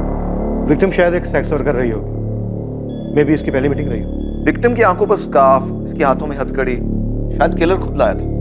या ये भी हो सकता है कि ये सेक्स वर्कर ये सब खुद अपने साथ लाई अपने क्लाइंट की अजीबोगरीब डिमांड पूरी करने के लिए। जैसा भी हो, पर आपका मुजरिम एक पढ़ा लिखा मेडिकल बैकग्राउंड वाला शातिर और विकृत साइकोपैथ मालूम होता है।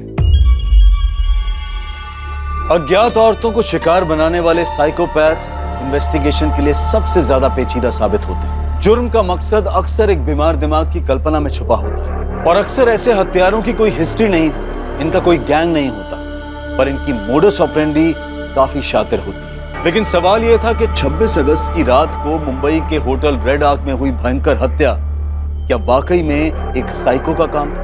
बंटी, तूने हमें पहले क्यों नहीं बताया कि तू रूम नंबर 203 में खाना और शराब लेके गया था? मैडम, मुझसे किसी ने पूछा ही नहीं और वो मैनेजर ने भी नहीं बोला कि आपको बताने का है ऐसा कुछ करके। अब मैं पूछ रही, क्या देखा तूने रूम? कुछ खास नहीं मैडम। एक लड़की का मर्डर हुआ है, सब खास है, बोल। 2 प्लेट बिरयानी, 1 विस्की की बोतल और 1 सोडा मंगवाया था साहब ने।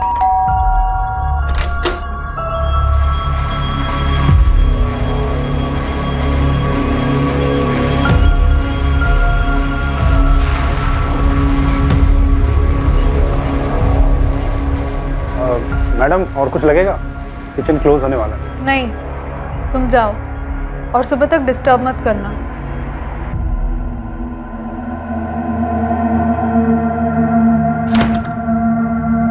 सुना तुमने? जी मैडम।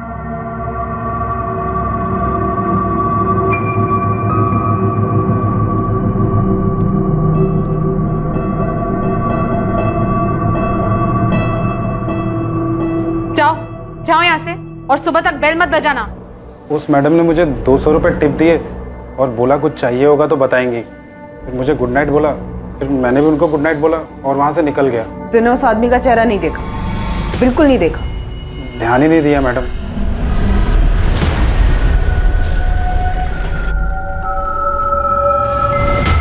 सर, फोटो में तो खाली दाढ़ी दाढ़ी दिख रही है, इसका चेहरा तो दिख ही नहीं रहा। वो तू मुझे दिखाएगा। जी। हम साइको हिस्ट्री शीटर खंगाल रहे हैं, तू पता कर शहर में कोई नया सिर्फ आया है क्या? जी। स्कैल्पेल। रवि स्कैल्पेल।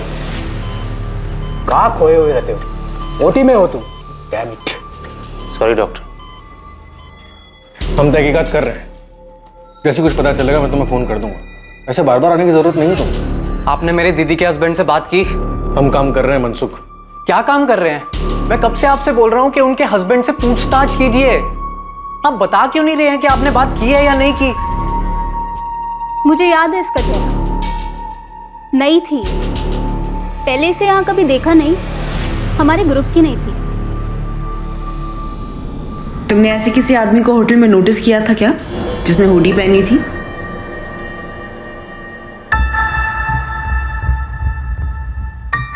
ध्यान नहीं दिया। वैसे भी हमारे लिए तो सारे आदमी इस तस्वीर की तरह होते हैं, एकदम धुले। मैं इतना कह सकती हूँ कि वो लड़की नई थी इस लाइन में। छोटी ड्रेस पहन के टांगे कौन छुपाते हैं?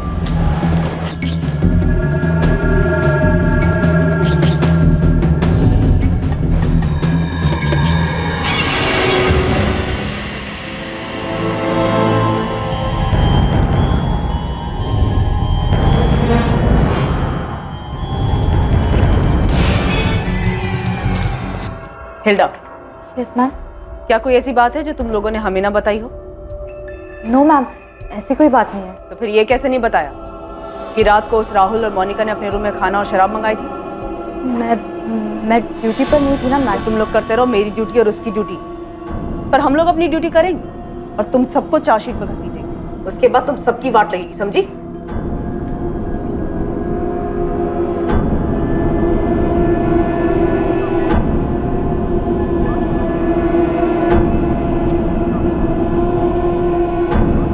कहना चाहती हूँ? नहीं मैडम। हाँ हाँ मैडम, मैं कुछ कहना चाहती हूँ।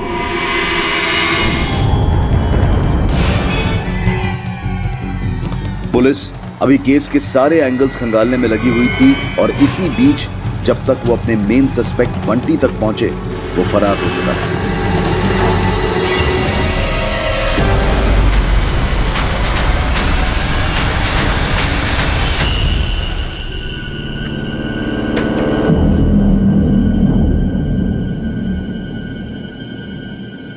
ये बंटी कहाँ गया है? मालूम नहीं मैडम, एक बैग भर के गया है कुछ 20 मिनट पहले। क्यों, क्या हुआ मैडम? सर, वेटर बंटी की खोली से उसके फोन का इंस्ट्रूमेंट मिला। सिम वो लेके गया है, जो कि अभी भी ऑफ है। बाकी उसके यहाँ से कुछ भी नहीं मिला सर। माला तुम बोलो। सर वो बंटी बहुत बेकार था सर, गंदा लड़का।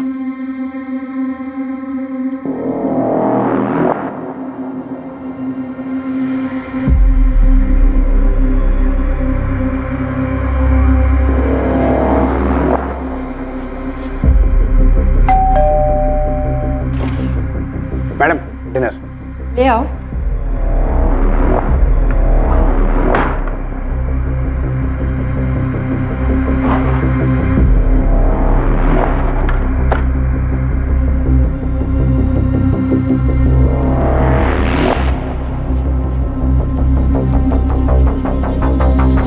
सर एक बार तो वो पकड़ा भी गया था और हमारे मैनेजर से अच्छी खासी डांट पड़ी थी उसको, लेकिन कुत्ते की दुम नहीं सुधरा वो। बंटी ने उस रात भी कुछ किया था माला?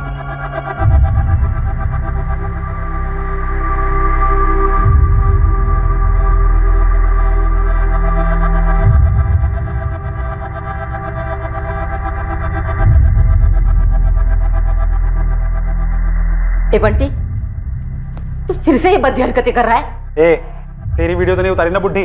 चल निकल यहाँ से, हवा आने दे थोड़ी। और सुन, अगर किसी से शिकायत की ना तो किसी दिन काट डालूंगा। चल निकल।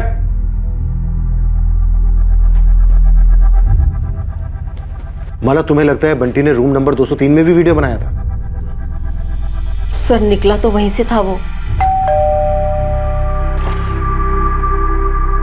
Madam dinner. सर जब मैंने बंटी से क्वेश्चन किया तो जाहिर सी बात है उसने नहीं बताया अपनी इस लत के बारे में, और शायद कल रात को जब मैं माला से बात कर रही थी होटल में तब उसने देख लिया हो और भाग निकला। और तुम कह रही हो कि होटल वालों के पास उसका सही एड्रेस तक नहीं है? यस सर, नहीं है। यहाँ वहां से पूछ के मैंने उसका एड्रेस निकलवाया, तब तक काफी देर हो गई। दोनों रिसेप्शनिस्ट, मैनेजर, सारा स्टाफ सबकी जम के क्लास लेंगे। होटल चला रहे हैं, मजाक कर रहे हैं क्या? अपने मिले हुए हैं सबके साथ? रेड आर्क होटल के पूरे स्टाफ से कड़ी पूछताछ की गई, पर किसी भी स्टाफ के पास वेटर बंटी की कोई जानकारी नहीं मिल पाई। रेड आर्क होटल में वेश्यावृत्ति करने वाली सारी लड़कियों से भी पूछताछ हुई। ना कोई विक्टिम के बारे में कुछ जानता था और ना कातिल के बारे में। शहर के उन तमाम हिस्ट्री शीटर्स को भी खंगाला गया जिन्होंने अतीत में अज्ञात औरतों पर, खासकर सेक्स वर्कर्स पर हमले किए थे। साथ ही पुलिस के खबरी अपने पिटारों से हर मुमकिन पैतरा अपना रहे थे बेनाम विक्टिम, बेनाम हत्यारा और भागे हुए वेटर बंटी पर कोई भी लीड पाने के लिए। पर इस केस पर किसी भी तरह की कोई लीड नहीं मिल पा रही थी और कत्ल को पूरा 1 महीना बीत चुका था। और दूसरी ओर मुंबई से 300 किलोमीटर दूर सूरत में इस केस की अहम कड़ियां बिखरी पड़ी थी।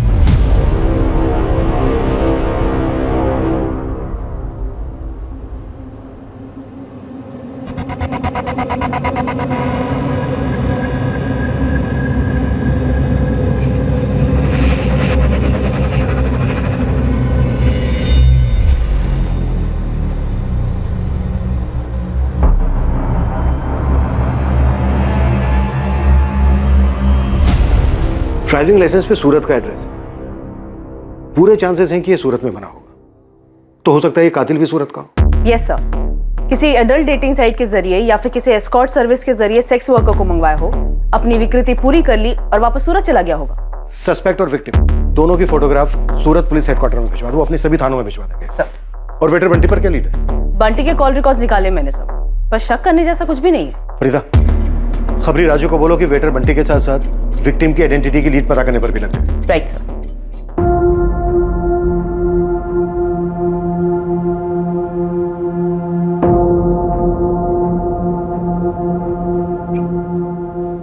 पूरा 1 महीना हो गया मनसुख, पुलिस तेरी दीदी का पता नहीं लगा पाई है। पुलिस कह रही है कि प्रफुल्ल जीजा जी से पूछताछ की।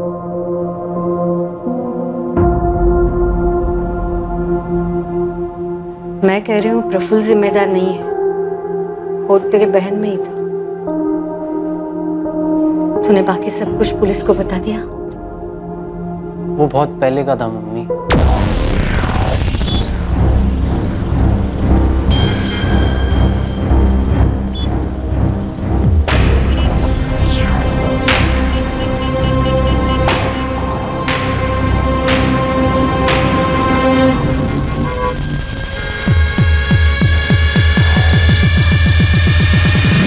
राहुल इंद्र मल्होत्रा की लाइसेंस कॉपी की डिटेल के बारे में जानना था मुझे। ये रिक्वेस्ट मैंने काफी पहले डाली थी, 4 हफ्ते हो चुके हैं। हाँ, वो 2002 के पहले का रजिस्ट्रेशन है ना, बुकलेट लाइसेंस, इसलिए ऑनलाइन नहीं मिला मैडम। हजारों फाइलों में से ढूंढकर हमने इसे निकाला है, इसलिए थोड़ा वक्त लगा। इस राहुल इंद्र मल्होत्रा ने जो एड्रेस डाला है 13/9 केसरबाग, इस एड्रेस पे हरिओम रावल रहता है, जिसके नाम पे ये लाइसेंस 17 साल पहले बना था। तब ये हरिओम 18 साल का था। आप इसकी एक कॉपी मुझे फैक्स कर दीजिए।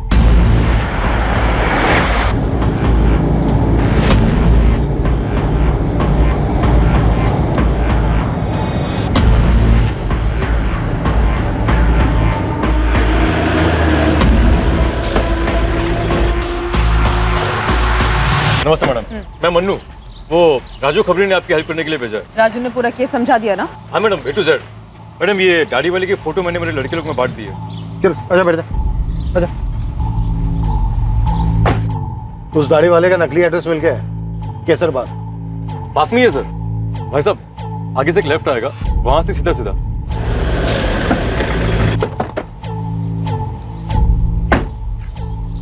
13/9 ये रहा सर। ठीक है बन, तब तक आसपास तू ये फोटो घुमा। ठीक है? ठीक है सर।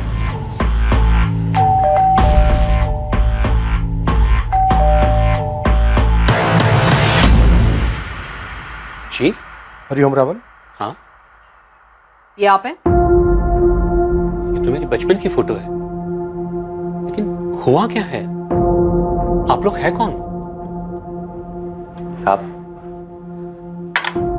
छोटा मुंह बड़ी बात, लेकिन भाभी के बिना ऐसा कब तक चलेगा? मुझे तो खाली यही 2 सब्जी बनाने को आती है, वो भी भाभी ने ही सिखाया है। साहब, भाभी कहाँ चली गई? क्या पता बाबू, खुद चली गई है या फिर सोचता हूं तो मेरा दिमाग सुन पड़ जाता है। और वो उसका भाई मनसुख, वो मेरे ऊपर शक कर रहा है, पुलिस को मेरा नाम बता रहा है। वो छोड़, ये ले जाओ, मैं दुकान जा रहा हूं।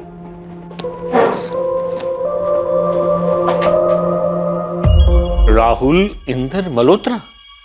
नहीं सर, ऐसे किसी आदमी को मैं नहीं जानता। और ये?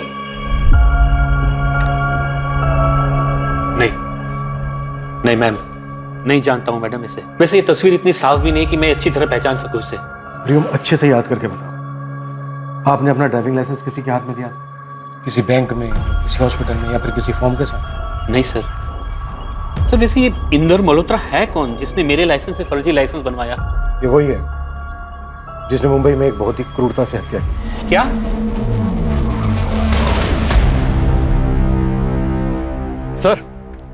सर मैंने पूरे मोहल्ले में राउंड मार लिया और सबको सीसीटीवी वाला फोटो दिखाया, मगर किसी को पता नहीं है कि ये दाढ़ी वाला इंसान है कौन।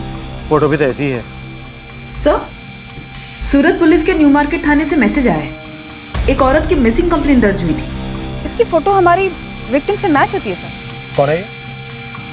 कोई जिग्ना पटेल है। इसका एड्रेस भी सेंड किया। यस, यही है। कातिल की खोज में सूरत आई पुलिस को आखिरकार विक्टिम का पता मिल गया था। क्या अब कातिल का पता चलने वाला था?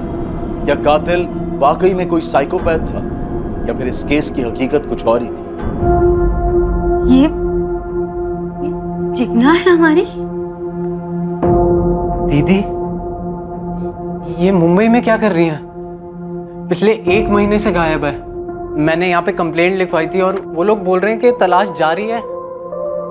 आपको मिली क्या दीदी? बताइए।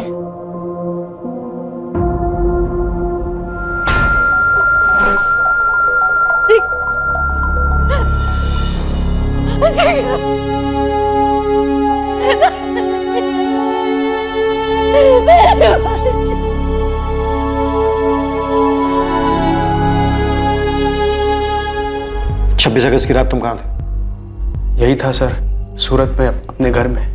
मनसुख का कहना है कि 2 महीने पहले, यानी कत्ल के 1 महीना पहले, जिग्ना तुम्हारे साथ लड़के अपने मैके चली गई थी। झगड़ा किस बात पे हुआ था? शादी के बाद पहले 2-3 महीने सब ठीक चल रहा था, लेकिन अचानक से जिग्ना बदल सी गई थी। क्या बात है? तुम ही बताओ जिग्ना, क्या बात है? इस वक्त क्या चल रहा है तुम्हारे दिमाग में? बिना सोच के बताओ तुरंत। मैं ये सोच रही थी, तुम मुझे ऐसे घूर क्यों रहे हो? घूर नहीं रहा था, प्यार से देख रहा था। यही सोच रहा था कि कितने दिन हुए हमने कुछ किया ही नहीं है। मेरे छूने से तुम्हें घिन आती है? ड्रामा मत करो, मेरे सर में दर्द है। सर में दर्द? पिछले 3 महीने से सर में दर्द है तुम्हारे। नहीं है मूड मेरा। लेकिन क्यों? अभी अभी शादी हुई है ना हमारी। शादी हो गई है तो क्या लाइसेंस मिल गया है? खरीद लिया है मुझे कि जब चाहो मजे कर लो? सेक्स वर्कर समझते हो? मैंने उसे कई बार कॉल किया, माफी मांगी, घर लौटने को भी कहा। हम फिर एक बार बाहर मिले भी। मेरे पापा मेरी माँ पे हाथ उठाया करते थे, मैं नफरत करती थी उनसे। मैं फिर कभी हाथ नहीं उठाऊंगा, हाथ जोड़ता हूँ Jigna. I am sorry, please घर लौट आओ।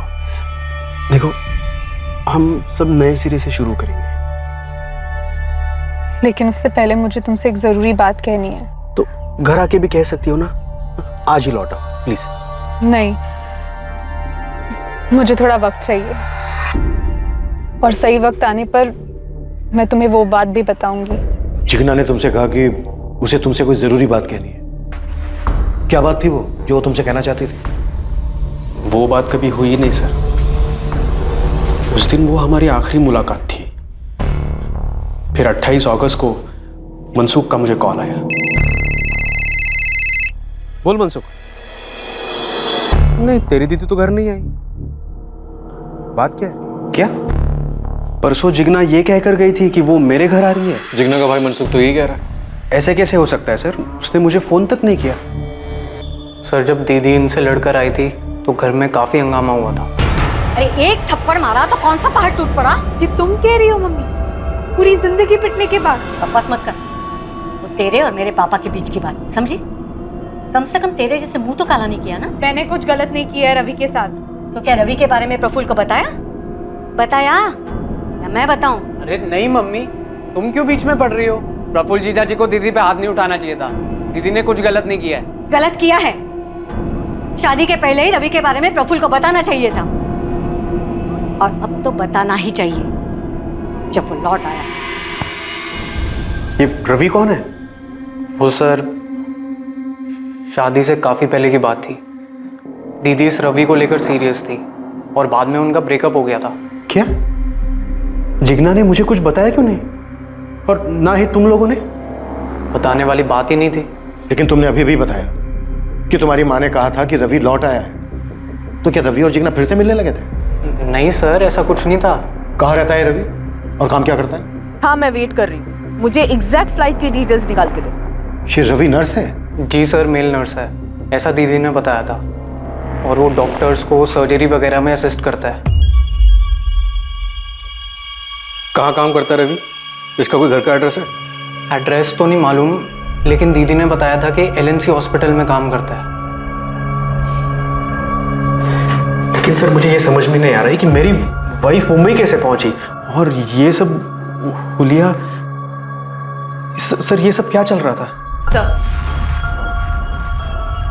सर 26 अगस्त शाम 7 बजे जिग्ना फ्लाइट नंबर AS201 से मुंबई गई थी। एयरलाइन ने बुकिंग डिटेल भेजी है। सर लेकिन मुझे कुछ नहीं बताया था जिग्ना ने मुंबई के बारे में। और हमें दीदी ने बोला था कि वो अपने घर वापस प्रफुल्ल के पास जा रही हैं। कहाँ जा रही हो दीदी? मैं वापस अपने घर जा रही हूँ। मेरी प्रफुल्ल के साथ सुलह हो गई है। इससे अच्छी खबर तो सालों में नहीं सुनी मैंने। बाकी का सामान मनसुख के हाथ भिजवा दूं? नहीं, 2-3 दिन बाद मैं खुद आकर लेके जाऊंगी। चलती हूँ, बाय। और एयरपोर्ट से सीधा रेड आर्च होटल पहुंची होगी। पर सवाल यह है कि क्यों, और वो भी एक एस्कॉर्ट के रूप में। माजरा क्या है?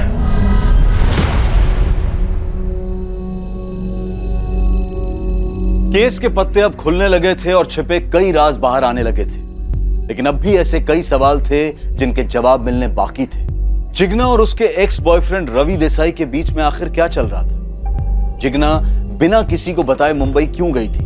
और क्या जिग्ना की हत्या के पीछे रवि का हाथ था, या फिर इस हत्या के पीछे कोई और ही कहानी थी जो अब तक राज बनी हुई थी? क्या बकवास कर रहे हैं? मैं जिग्ना को क्यों मारूंगा? मैं प्यार करता था उससे। सुबह 8 बजे इसने एक सर्जरी करनी थी और सुबह 4 बजे ही हमें घर कमरे ठेके से। मैं अपनी शिफ्ट कैंसिल करने वाला था। इतना पीकर बिना सोए सर्जरी में जाऊंगा, इतना बड़ा बेवकूफ नहीं हूं मैं। बेवकूफ नहीं है तू, बल्कि बेहद शातिर है। पहले ये बता, जिग्ना से कैसे मिला था? जिग्ना की शादी के 1 साल पहले तुम दोनों का ब्रेकअप हो गया था। हाँ, और हम उससे भी पहले मिले थे, 4 साल पहले। यहाँ नहीं, महसाना में। महसाना में क्या था? जिग्ना अपने मम्मी की नी रिप्लेसमेंट सर्जरी कराने आई थी। वो लोग वहीं रहते थे, मैं भी वहीं रहता था।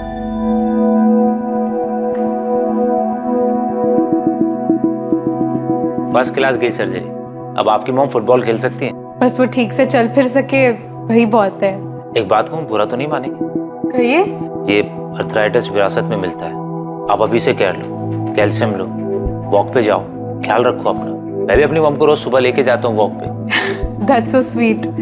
रवि, जिग्ना, 3 साल हमारा रिश्ता रहा, सीरियस था। तो फिर टूटा क्यों? जिग्ना के बाबूजी की डेथ हो गई थी। उसकी माँ उसकी तुरंत शादी करना चाहती थी, पर उस वक्त मैं शादी के लिए तैयार नहीं था। तो महसाना से सिर्फ तुम मुझे ये कहना आए हो कि मुझसे शादी नहीं कर सकते? फोन पे कह देते ना। मेरी यूएसए में जॉब लग सकती है। मेल नर्सेज की बहुत शॉर्टेज है वहाँ पे। मेरी लाइफ का एम्बिशन रहा है यूएसए जाना। और अगर मेल नर्स शादीशुदा हो तो उसे यूएसए में एंट्री नहीं मिलती, ऐसा कोई रूल है? अगर अमेरिकन लड़के से शादी हो तो वीज़ा तुरंत लगता है। मेरे दूर के रिश्तेदार वहाँ पे सिटीज़न है, उनकी बेटी है। ओह, मेरी पूरी फैमिली की तकदीर बदल जाएगी जिग्ना। मेरी तकदीर तो अभी अभी बदल गई रवि। सॉरी, मैं 1 साल से जिग्ना के टच में नहीं था। मुझे तो ये भी नहीं पता था कि उसकी शादी वादी हो गई। 1 साल के बाद मेरी यहाँ LNC हॉस्पिटल सूरत में पोस्टिंग हुई। उसको मैंने यहीं पे देखा, अपनी माँ को दिखाने आई थी। यूएसए का क्या हुआ? कुछ बोलोगे भी? जैसे तैसे करके यूएस पहुँच तो गया, लेकिन मेरी क्वालिफिकेशन के हिसाब से मेरी जॉब नहीं लग रही थी और पिंकी के साथ भी कुछ जम नहीं रहा था, इसलिए यहाँ वापस आना पड़ा। Oh sorry. वैसे मैं हैप्पीली मैरिड हूँ। लेकिन ये बात मुझसे हजम ही नहीं हुई। और तुम दोनों का फिर से अफेयर शुरू हो गया? नहीं, मैं पीने लगा। तुमने दिन में पी रखी है रवि, क्या कर रहे हो? जो जॉब यहाँ सूरत LNC में लगी है ना, वो भी छूट जाएगी। सबसे तुम छूट गए हो ना, सब छूट गया। मुझे सुसाइड के अलावा और कोई रास्ता नहीं सूझता। थप्पड़ खाओगे, फालतू बात मत करो। संभालो अपने आप को, अपनी फैमिली के बारे में सोचो। पीना छोड़ो और किसी अच्छी लड़की से शादी कर लो, समझे? इतना ही हुआ था हमारे बीच। नहीं, जिग्ना मुंबई गई, तू मुंबई गया? जी नहीं, मैं मुंबई नहीं गया था। तो फिर 26 अगस्त की रात को तू कहां था? किसके साथ था? 26 अगस्त कहाँ था?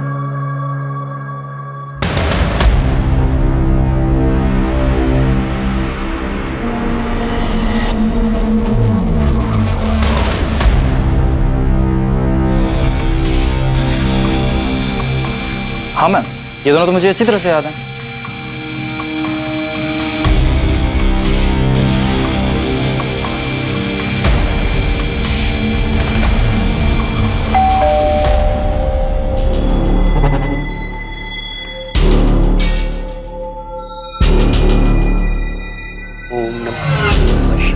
बाबा,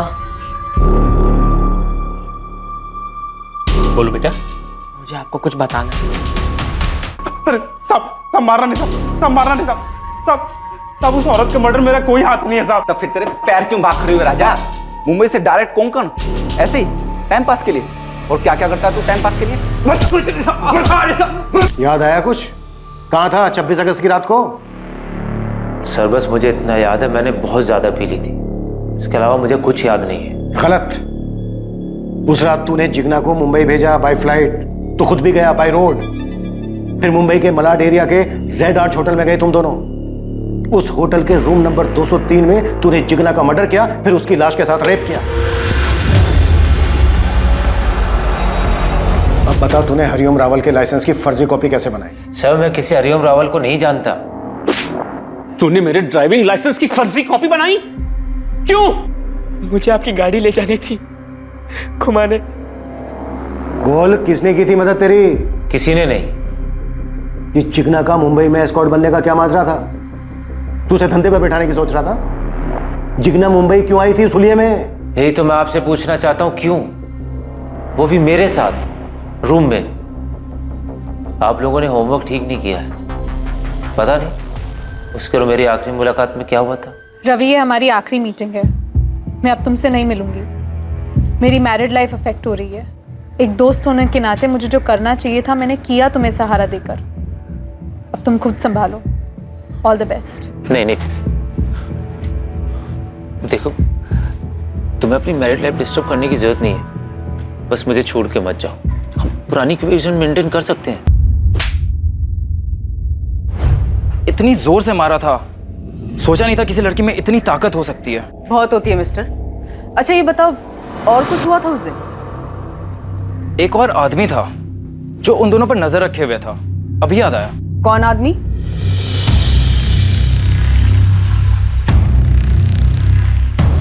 यही था। हेलो हेलो मैडम, मुझे आपको कुछ बताना है। दरअसल मेरा लाइसेंस मिसयूज हुआ है। मेरे अपने बेटे ने मेरी लाइसेंस की कॉपी बनाई थी फर्जी, जाली लाइसेंस बनाने के लिए। कहाँ से बनवाई थी? उसकी स्कूल के पास कोई दुकान है, प्रफुल्ल स्टेशनरी। सब मार में साहब, मैं सब सच बताता हूँ साहब। सब बता, क्या हुआ तो साहब को? ये क्या कह रहे हो सर से? वो साहब, इस बंटी ने कत्ल की रात 203 का वीडियो बनाया था, मेरे हाथ में इस वक्त।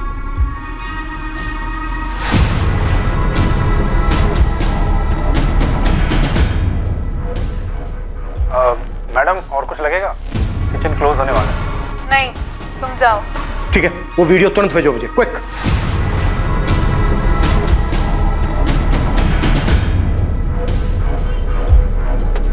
मैडम, स्कैल्पेल तो ये भी बेचता है। प्रफुल्ल पटेल, तुम बच्चों की किताबें बेचने के अलावा फोटोकॉपी भी करते हो, बायोलॉजी बॉक्स भी बेचते हो जिसमें स्कैल्पेल भी होता है। बाबू सच बोल, तेरी मालकिन का भयंकर तरीके से मर्डर हुआ है। ये देख। साहब, मैंने आपसे झूठ बोला कि उस रात प्रफुल्ल साहब घर पर ही थे।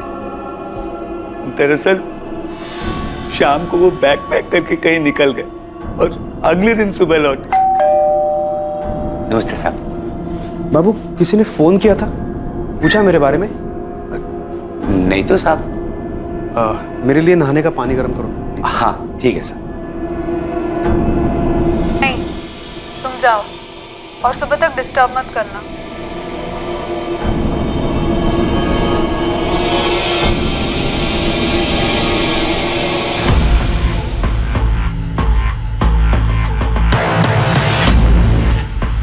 घूमो प्रफुल्ल।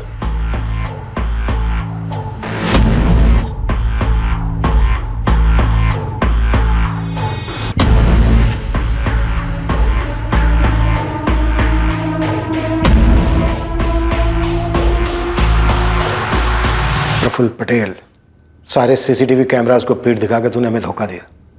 अब देख, तेरी पीठ ने तुझे पकड़वा दिया। मैं रवि के बारे में सब जानता था सर। मैं एक अरसे से पीछा कर रहा था जिग्ना का। प्रफुल्ल, मैं मानती हूँ मेरी गलती है, मुझे तुम्हें पहले ही बता देना चाहिए था, लेकिन मैं उसे पूरी तरीके से भुला चुकी हूँ। वो मेरे लिए एक याद तक नहीं बना। देखो, मैं अब तुमसे और सिर्फ तुमसे प्यार करती हूँ। और सेक्स सिर्फ उससे करती हूँ? नहीं। जब रिश्ता था तुम्हारा, सेक्स होता था ना? सीरियस रिलेशन था, और हाँ, सेक्स भी होता था। जिग्ना, तुम पहली औरत हो मेरी लाइफ में। मेरे लिए सब कुछ तुम ही थी। अब भी हूँ प्रफुल्ल। तुमने जो देखा वो कुछ भी नहीं था।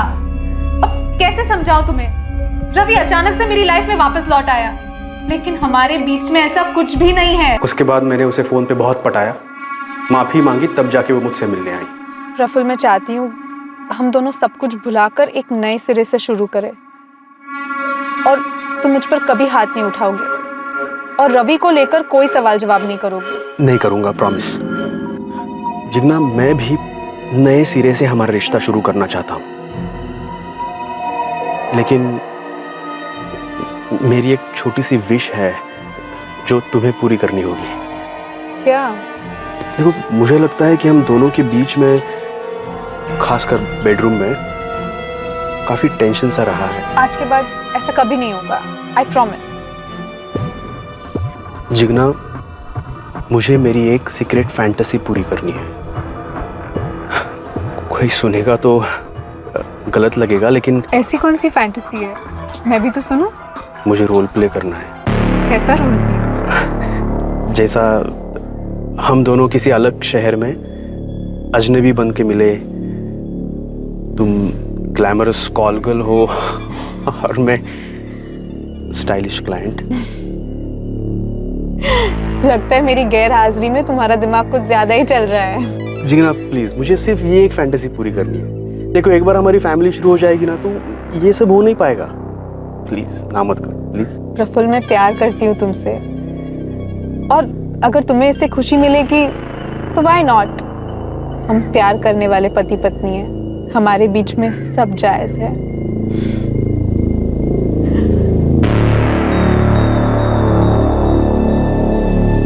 हमने तय किया था कि हम किसी को नहीं बताएंगे कि हम मुंबई जा रहे हैं। प्लान के हिसाब से जिग्ना फ्लाइट से मुंबई पहुंच गई। मैंने उसे होटल का नाम बता रखा था और मैंने हरिओम रावल की ड्राइविंग लाइसेंस की फर्जी कॉपी बना रखी थी। जिग्ना फ्लाइट से पहले पहुंच गई और मैं बाय रोड राहुल मल्होत्रा बनकर पहुंचा। राहुल मल्होत्रा ने होटल रेड आर्च में अपनी आईडी दिखाकर रूम नंबर 203 बुक किया और होटल के बार में राहुल टॉप की कॉल गर्ल मोनिका से मिला। डील हुई पूरी रात की। रूम में भी बड़ी चालाकी से राहुल ने अपना चेहरा छुपाया।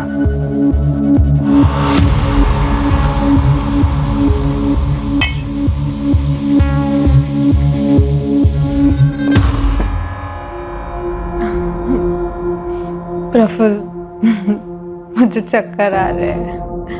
अब ये रोल प्ले बंद करते हैं ना प्लीज, और आगे कुछ करते हैं। फिर सीसीटीवी से बचते हुए राहुल मुंबई से सूरत लौट आया बाय रोड और फिर से राहुल प्रफुल्ल पटेल बन गया।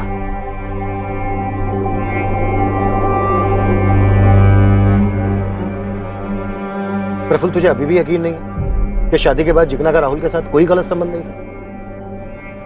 नहीं। प्रफुल्ल पर अपनी पत्नी जिग्ना के साथ बलात्कार करने और कत्ल के चार्ज लगे हैं और मुकदमा बहुत जल्द शुरू होने की उम्मीद है। जिग्ना के भाई और मां को इस बात को स्वीकार करने में समय लगेगा कि जिग्ना अब इस दुनिया में नहीं रही। और दूसरी तरफ रवि अपनी जिंदगी को यादों के शिकंजे से छुड़ाकर पटरी पर लाने की कोशिश में है। साथ ही वो अपनी शराब की लत को छुड़वाने का इलाज करवा रहा है। पर शक की लत का कोई इलाज नहीं। इससे बचने का शायद सबसे अच्छा तरीका यही है कि इस भयंकर रोग को अपने दिमाग में घर बनाने ही ना दिया जाए। लेकिन कहना जितना आसान है, करना उतना ही मुश्किल है। कोई भी इंसान इस शक करने की बीमारी का शिकार हो सकता है और अपने अपने तरीके से उससे निपटता भी है, पर निपटने का कोई एक फॉर्मूला नहीं है। लेकिन इतना जरूर है कि जब शक का मारा कोई इंसान एक क्रिमिनल कदम उठाने की सोचता है तो एक बार उसे उस आवेश भरी अवस्था से बाहर निकलकर ठंडे दिमाग से सोचना चाहिए कि इस भयंकर कदम का अंजाम कितना भयंकर होगा, क्योंकि किसी भी सूरत में आप कानून के साथ आंख में चोरी नहीं खेल सकते। अब मैं अनूप सोनी आपसे विदा लेता हूं, फिर मुलाकात होगी एक और नए केस के साथ। देखते रहें क्राइम पेट्रोल सतर्क, सोमवार से शुक्रवार रात 11 बजे। और याद रखें, क्राइम और आपके बीच में सिर्फ इतना फर्क है कि आप कितने सतर्क हैं। सतर्क रहें, सुरक्षित रहें। जय। क्राइम पेट्रोल्स के और भी दिलचस्प कहानी देखने के लिए हमारे चैनल को सब्सक्राइब करें और बेल आइकॉन दबाना न भूलें।